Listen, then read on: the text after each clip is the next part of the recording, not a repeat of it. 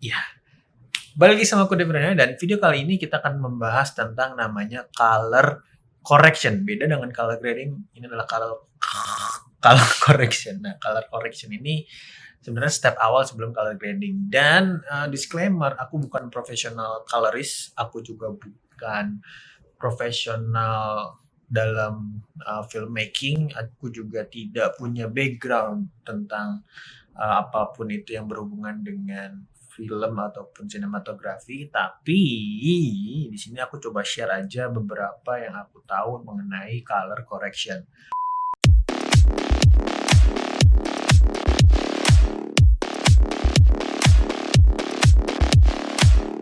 Um, jadi kita akan coba bikin sebuah footage color correct di aplikasi yang namanya DaVinci Resolve. Kenapa aku pilih ini? Mungkin akan aku share di sini sedikit sebelum kita masuk ke color correction. Jadi DaVinci Resolve itu industri standar buat kita, namanya ya color correction namanya. Nah, industri standar itu artinya banyak film Hollywood yang memang di color correct menggunakan DaVinci Resolve. Straight off di Arri kamera, Red Cinema kamera, ataupun ya cinema kamera Canon yang lain atau Sony dan sebagainya. Dan ketika itu di color correct di DaVinci, bukan aku nggak pakai Adobe Premiere, aku juga pakai Adobe Premiere Pro. Tapi ada beberapa perks yang mungkin kita lihat sendiri aja di sini. Jadi kita langsung jump in ke laptop. Oke, di sini kita udah lihat bareng-bareng sebuah footage. Ini aku ada di Premiere Pro, paid version tentunya, tidak ada yang tidak ada bajakan-bajakan ya di sini ya. Jadi kalau kalian datang ke channel ini tidak melihat yang ada namanya bajakan-bajakan. Apa sih? Oke, intinya ini di Premiere Pro, dan di Premiere Pro itu sebenarnya ada sebenarnya ada banyak cara buat color correction, tapi beberapa yang aku bilang mungkin lebih friendly untuk digunakan itu menggunakan namanya basic correction. Jadi ini kita coba layer ini aku matiin dulu, ini aku matiin. Jadi kita ulang dari awal ya, kita matiin juga. Jadi kita punya beberapa footage ini adalah Premiere Pro, dan aku akan coba color correct ini semua dengan menggunakan tool yang ada di Premiere Pro. Nah, sembari kita nunggu si DaVinci-nya loading. Oke, kita lihat di sini, ini kita punya elemen gambar warna merah dan juga kita punya muka aku. Nah, kita coba color correct ini dulu. Gimana sih cara color correction? Jadi kalau di Premiere Pro kalian bisa langsung ke color tab. Di sini ada color tab. Kalau misalkan awalnya dari editing, tinggal pindah ke color tab. Nah, di color tab ini, disinilah the magic happen. Nah, misalkan ini penting banget, ini sangat penting. Kita bisa pakai satu tool tambahan yang memang sangat berguna banget kalau kalian punya monitor yang nggak calibrated. Jadi Lumetriscope. Nah, ini adalah Lumetriscope di sini, dan kalian bisa lihat ini sebenarnya presetnya beda-beda, terserah kalian. Kalau aku lebih prefer pakai ini karena aku berangkat dari fotografi background, aku lebih sering melihat histogram, jadi aku pakai histogram yang di sini nih. Ini adalah histogram. Nah, di sini aku pengen mengcolor grade muka nih, misalkan ini muka aku nih. Nah, kalau misalkan di Premiere Pro nih kita bisa kecilin dulu. Coba kita color grade tanpa kita ngeliat footage-nya bisa apa enggak. Nah, di sini kalau kalian lihat, di sini ada 1, 2, 3, 4. Nah, 4 ini apa aja? Yang pertama adalah ini kita bisa bilang namanya vector scope. Ini bisa kita ganti YUV atau HLS. Karena aku lebih pakai YUV, itu kita bisa lihat kalau yang HLS. Ya. Jadi ini ada red, ini ada magenta, di sini ada blue, di sini ada cyan, green, dan yellow. Nah, skin tone itu posisinya ada di sini. Sebelum kita masuk ke sana, kita lihat yang ada di kiri atas adalah ini adalah vector parade. Nah, vector parade ini vector parade RGB, yang sebelah kanan adalah waveform. Nah, gimana cara kita color grading tanpa kita ngeliat footage nih? Misalnya ya. Nah, tadi kan kita tahu muka kita ada di tengah, jadi ini mewakili dari si frame kita. Misalkan aku geser-geser nih, tuh. Jadi yang di tengah adalah muka aku. Jadi misalkan, nah ini adalah muka aku nih, ini muka aku. Di angka 0 adalah pure black, artinya hitam legam, hitam sempurna, tidak terlihat apapun. Di atas 100 adalah pure white, artinya putih, pure putih. Nah, cara utama adalah kita memperbaiki dulu exposure. Nah, exposure itu ada caranya beberapa. Aku udah pernah jelasin ini di tutorial Lightroom, tapi di sini aku jelasin lagi bedanya highlight dengan white dan shadow dengan black. Perhatiin, kalau aku naikin shadow, kalian lihat dari nilai 30 sampai paling bawah tadi semua naik. Bisa kan aku naikin black, yang kalian lihat apa?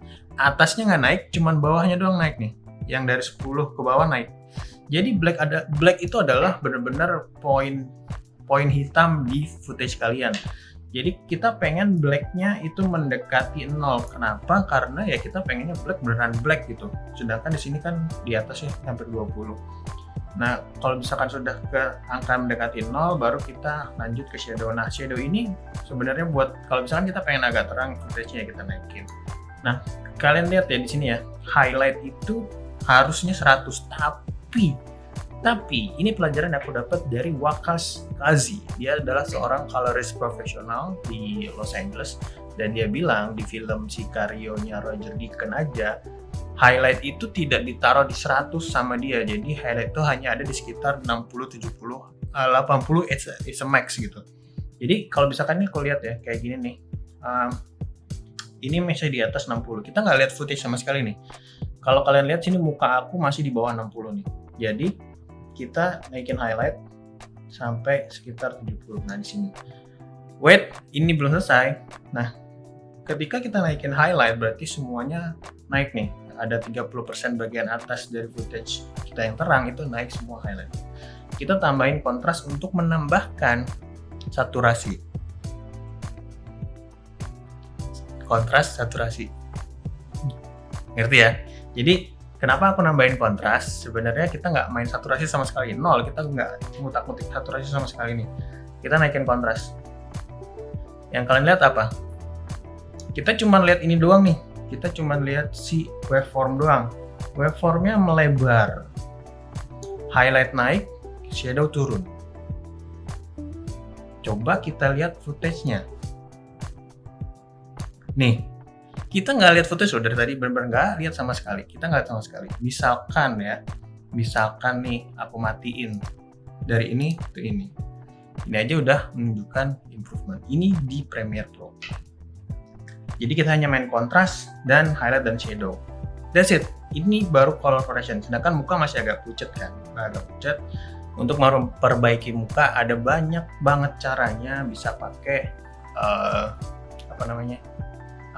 bisa pakai di sini ada namanya HSL secondary, kita bisa pakai itu, atau kita bisa pakai color wheel match, ini juga kita bisa pakai, atau kalau emang masih pengen di basic correction kita juga bisa pakai di basic correction dengan menggunakan saturasi. Nah, saturasi di Premiere Pro ini yang akan jadi masalah buat aku pribadi. Kita coba nih. Saturasinya aku naikin sampai 150. Muka jadi agak kekuningan, agak sakit kuning gitu. Sedangkan ini aku bekerja di silopnya Canon EOS R. Nah, menurut aku ketika dia lebih dari 135 itu udah agak kekuningan. Misalkan aku paskan di 134.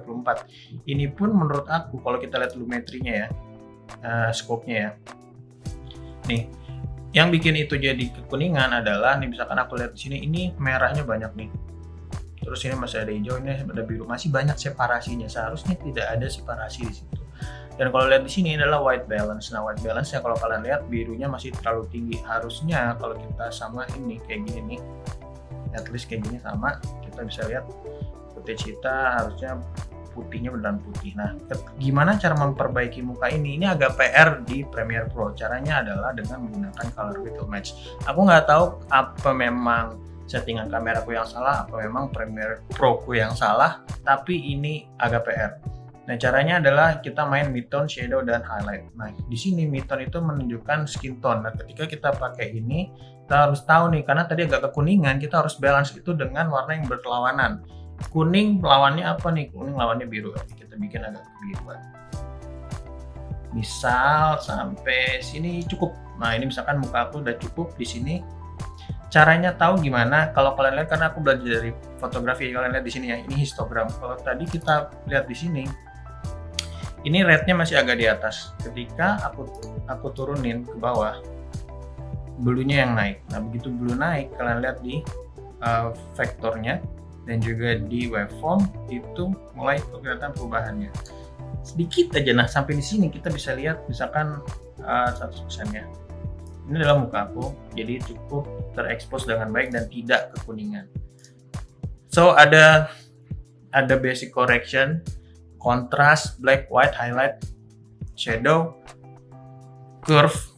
Ini baru color correction di Premiere Pro. Satu doang dan kita lihat hasilnya kayak gimana.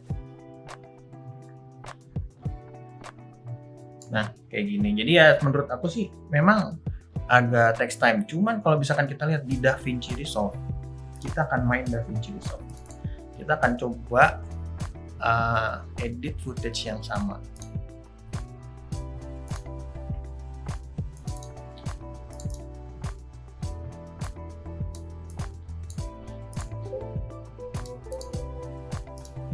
Nah, di DaVinci Resolve itu entah kenapa, aku juga nggak tahu secara detail ya, entah kenapa. Ini kita pakai footage yang sama nih, kita ambil, kita taruh sini. Di DaVinci Resolve itu kalau kita nge-grading itu perubahannya tuh bener-bener halus. Buat aku pribadi ngeliatnya kayak lebih smooth gitu gradasinya, dan ketika itu berubah kayak misalkan tadi nih mungkin frame yang sama kayak gini, kita lihat di Premiere kita, oh ini yang mouse maaf. sama persis. Yang kita lakukan, kita nggak nyentuh apapun, zero, kita nggak sentuh apapun, kita belum ngedit apapun. Kita lakukan adalah cuma menambah kontras sebanyak 1.4 lah, dan saturasi sedikit aja. Kalian bisa lihat bedanya nih, bisa lihat banget bedanya. Ini di DaVinci Resolve dan ini di Premiere Pro. Di Premiere Pro juga masih agak keterangan sih, ini shadownya soalnya agak turun kontras.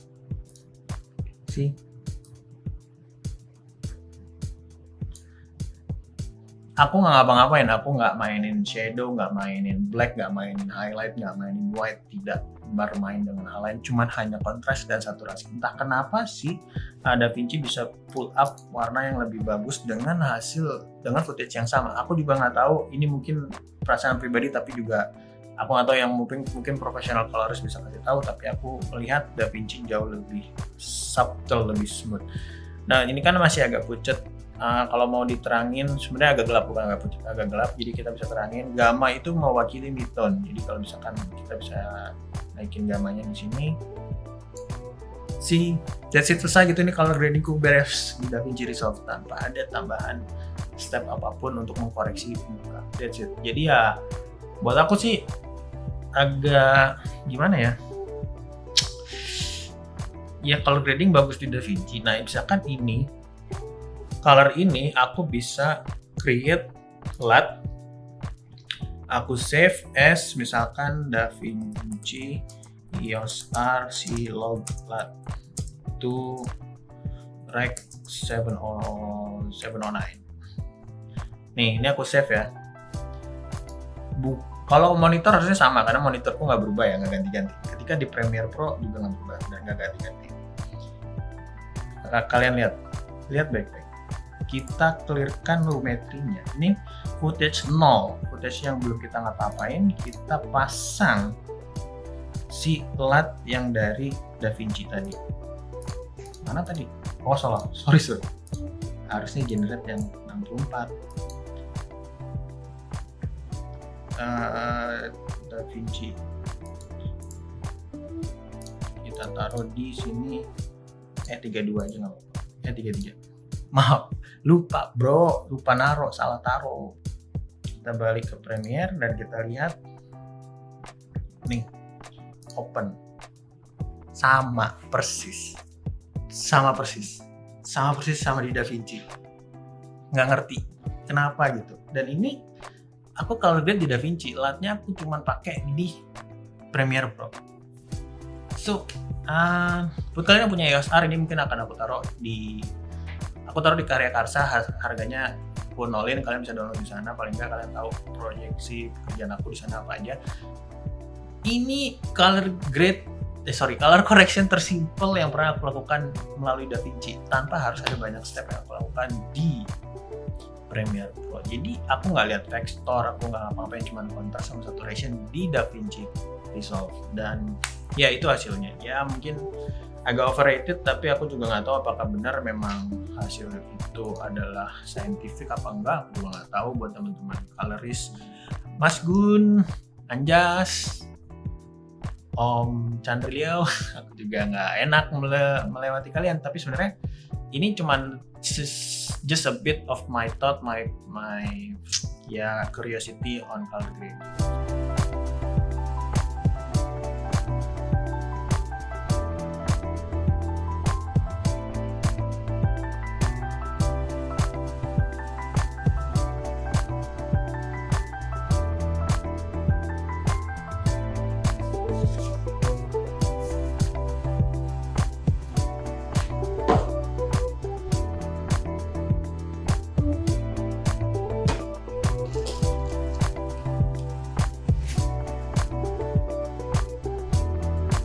Time kita bikin color grading harusnya lebih panjang lagi. Itu kita nggak pakai adjustment yang aneh-aneh, kita nambah apapun di on top of warna original. So sekian dulu video kali ini, semoga membantu kalian memahami kenapa di Instagram aku sering aku posting tentang DaVinci Resolve gitu. Dan kalau mau diskusi silahkan, aku open banget. Komen aja di bawah, kita diskusi bareng. Insya Allah aku bales, atau kalau enggak ya DM aja di Instagram, ada juga di bawah, silahkan. Buat yang mau LUT tadi, aku taruh di Karya Karsa, aku taruh juga linknya di bawah, dan itu gampang, tinggal download aja. Aku gratiskan, aku nolkan free LUT Canon EOS R2 Rec 709 itu. Oke, sekian aja video kali ini, semoga membantu kalian dan terima kasih yang sudah menonton. Sampai ketemu di video selanjutnya.